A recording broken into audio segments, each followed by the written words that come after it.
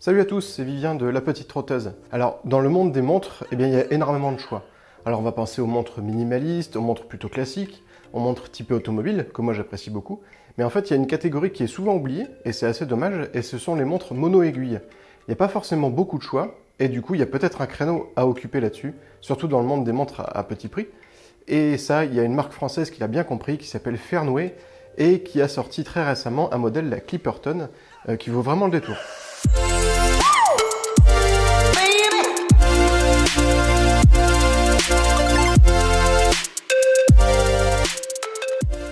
Alors Fernweh, c'est une marque qui est française et qui a lancé cette année, en 2017, une montre qui est mono-aiguille et qui est vendue au prix de 239 €. Alors au niveau du packaging, quand on parle de montres à petit prix, on a souvent des boîtes qui sont très simples, qui sont des boîtes en carton, la plupart du temps épurées, parfois ratées, parfois très réussies. Et ici justement, Fernweh a vraiment bien réussi son packaging, ils ont fait quelque chose qui est vraiment très bien, c'est-à-dire qu'en fait la montre est livrée dans un watch roll. Alors ça, c'est le genre d'objet que moi j'adore. Vous savez, j'en ai déjà parlé dans d'autres vidéos. Et vraiment, le watch roll, c'est l'accessoire qui est parfait si vous voulez voyager avec votre montre.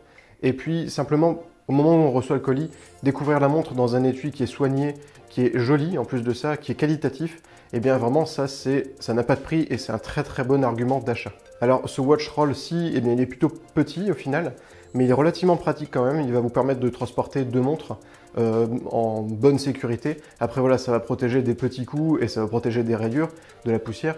Mais évidemment, c'est pas étanche, ça va pas protéger la montre d'une chute importante. Mais bon, c'est pas ça l'idée. C'est vraiment plutôt de pouvoir transporter deux montres en plus de celles que vous avez au poignet du coup, quand vous partez en week-end ou quand vous partez en voyage tout simplement.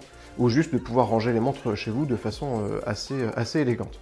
Ce watch roll, il est dans un tissu qui est assez épais, qui est assez rigide aussi. Il est de couleur sablée. Et puis on a un beau lacet en cuir vraiment brut. Pour le coup, il n'est pas du tout traité, il n'est même pas verni. Qui permet simplement de fermer ce watch roll. Alors au niveau de la montre en elle-même, on trouve un boîtier qui fait 40 mm de diamètre pour 10 mm d'épaisseur. Alors ce sont des dimensions qui sont vraiment à la mode en ce moment. C'est à peu près ce qu'on trouve chez toutes les marques qui sortent des montres dans cette lignée de prix, dans cette mode actuelle du minimalisme. Je sais que pour certains ça va être un petit peu gros. Après très honnêtement au poignet, avec en plus le bracelet NATO qui est fourni avec, on n'a pas vraiment l'impression qu'elle fait 40 mm, on dirait qu'elle fait un petit peu moins. Alors après voilà, c'est à vous d'en juger par vous-même. Basez-vous sur les photos que je vais vous montrer et puis sur cette vidéo pour vous faire un avis. On a un boîtier qui est circulaire, qui est assez ordinaire en fait à première vue, mais c'est vrai que quand on s'y penche un petit peu plus, on remarque que les détails sont très travaillés. On a les cornes d'attache du bracelet par exemple qui sont vraiment bien découpées pour le coup. On a un traitement sur le boîtier tout autour qui est brossé. La lunette supérieure, donc qui est autour du cadran, elle est chromée. Voilà, en fait, c'est tous ces petits détails-là, toutes les petites découpes, toutes les petites formes différentes qu'on va trouver sur le boîtier, qui font que finalement, il est pas si banal que ça. Ce qu'on peut dire aussi de ce boîtier, c'est qu'il est un petit peu lourd par rapport aux montres que je teste d'habitude. C'est vrai qu'il a un côté un peu massif, mais en fait, c'est dans le bon sens du terme. Il reste néanmoins relativement léger, c'est pas du tout un bloc, c'est pas une brique que vous allez avoir au poignet, mais c'est vrai qu'il a un aspect un petit peu costaud. Ça lui donne une très bonne qualité. En tout cas, ça donne un très bon ressenti de qualité et ça c'est vraiment intéressant. Le cadran de cette Clipperton, ce qu'on peut dire c'est qu'il est vraiment discret, il est bien lisible. Après l'affichage mono-aiguille, il faut s'y faire. C'est facile à lire, c'est plus facile que sur la Clockers que je vous avais présenté il y a quelques temps maintenant. Mais c'est quand même différent, on n'a pas une aussi bonne précision qu'avec un cadran aux deux aiguilles habituelles. Mais mine de rien, on s'y fait très vite, ça je vous rassure. Ce qui est plutôt bien pensé sur ce cadran, c'est qu'en fait toutes les informations qu'on va y trouver, tous les index sont ronds. Et en fait tous les éléments graphiques qu'on va trouver à l'intérieur de ce cadran sont circulaires. C'est vraiment original, ils ont pensé le détail assez loin. La police d'écriture est très ronde, donc tous les index à chaque minute sont ronds. Tous les index à chaque heure sont ronds aussi. Et l'aiguille justement donc, qui va indiquer l'heure et qui se place elle très bien sur le cerclage des index qui fait tout le tour du cadran, et bien en fait les extrémités sont rondes et le centre c'est une grosse pastille circulaire elle aussi. Donc voilà, c'est assez rigolo, ils ont pensé le détail assez loin. Après voilà, c'est un cadran qui n'est pas forcément très original. La seule originalité qu'il a, c'est le fait qu'il soit mono-aiguille. Mono-aiguille, pas forcément d'ailleurs, puisqu'on trouve une petite trotteuse qui est placée à 6 heures. Et puis, ça permet aussi d'avoir du coup un petit peu plus de précision quand même, ce qui n'est pas négligeable. Sinon, à part ça, comme décoration sur le cadran, c'est presque tout. On trouve juste le logo qui est placé à 12 heures. Il est peut-être un petit peu grand, mais la police d'écriture est assez fine. Et en fait, il ne gêne pas du tout à la lisibilité, ni au look de la montre. Donc là-dessus, il n'y a rien à dire, c'est très bien intégré.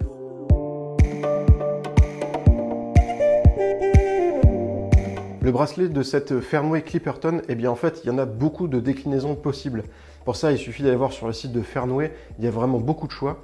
Aussi bien des bracelets en cuir traditionnel que des bracelets natto en cuir, que des bracelets natto nylon.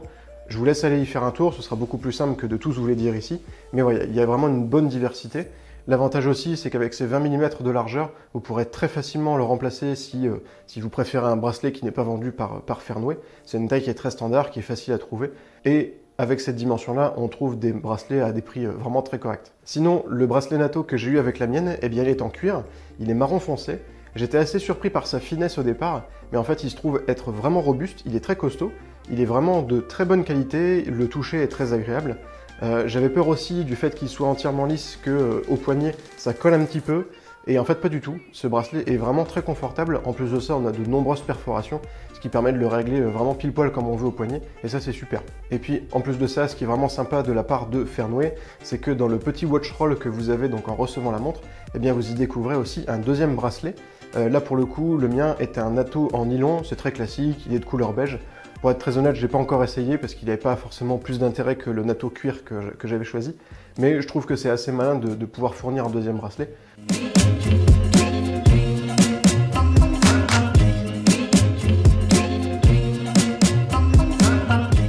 Et bien voilà, pour conclure, en fait, avec cette Fernway Clipperton, alors ça va être très rapide, c'est une montre qui coûte 239 €, elle est alimentée par un mouvement à quartz, elle a un design qui est assez discret au final, qui est loin d'être banal, mais qui est plutôt discret.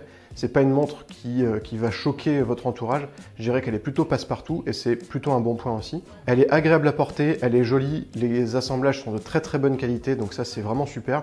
En plus de ça, on a un packaging qui est très soigné, ça moi j'adore, le soin des détails, vous savez, c'est quelque chose auquel j'attache beaucoup d'importance. Et malgré le fait qu'elle soit mono-aiguille, la lisibilité est plutôt bonne. Comme je disais tout à l'heure, la précision n'est pas forcément aussi importante qu'avec une montre à 2 aiguilles ou 3 aiguilles ou plus si vous voulez. Mais là, l'idée, c'est plus d'avoir une notion du temps qui passe. Après, on peut quand même lire l'heure de façon précise dessus, mais on va dire que c'est peut-être un peu moins rapide. Ce sera peut-être un peu moins précis que les montres digitales qu'on peut trouver qui offrent une lecture à la milliseconde près, ce qui ne sert absolument à rien. C'est une très bonne montre. Ce qu'on peut lui reprocher, c'est peut-être un léger manque d'originalité au niveau du cadran. Après, ça, c'est une question de goût, ce sont mes goûts à moi. Après, à vous de vous faire votre propre opinion. Toujours est-il qu'à ce prix-là, c'est une très bonne montre. Félicitations à Fernway qui a sorti vraiment un bel objet. Et quant à moi, eh bien, j'espère que ce test vous a plu. Si c'est le cas, n'hésitez pas à cliquer sur le petit pouce qui est ici en dessous de la vidéo. N'hésitez pas à mettre un commentaire aussi, si vous voulez m'envoyer des compliments par exemple. Et puis sinon, eh bien, on se voit dans le prochain test qui arrive très bientôt. Merci à tous. Ciao!